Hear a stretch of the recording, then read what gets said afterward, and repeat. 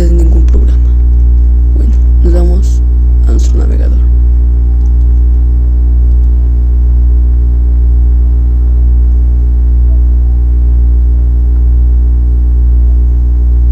Y ponemos la siguiente dirección: Fins Son.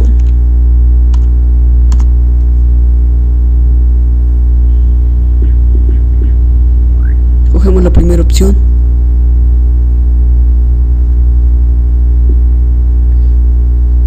y aquí seleccionamos o buscamos el sonido que nosotros queramos. Por ejemplo, perro, que en inglés se dice dog, pongo dog y le doy search. Inmediatamente comenzará a buscarme sonidos relacionados. Lo guardo.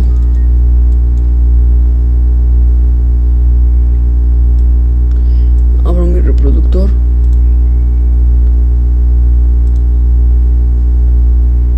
Y lo abrimos para escucharlo.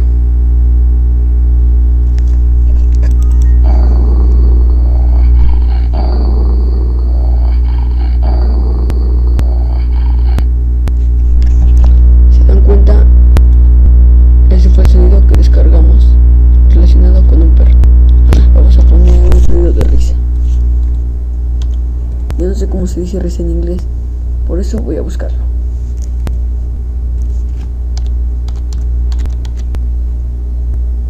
De español a inglés, traducir.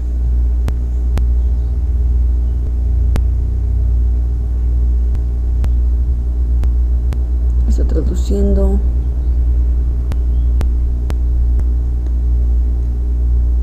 Permítame tantito. Traducir. Y aquí está. Me está diciendo que se dice louder. Bueno, no sé cómo se diga. Le doy aquí, lo pego y lo busco.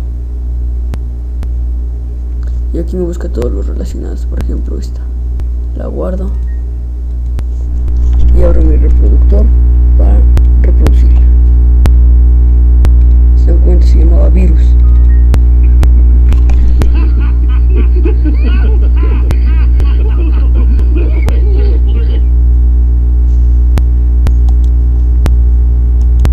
Bueno, esto ha sido todo por hoy. Espero les haya gustado. No olviden visitar mi página, que es kevin2010.gimdo.com. Adiós.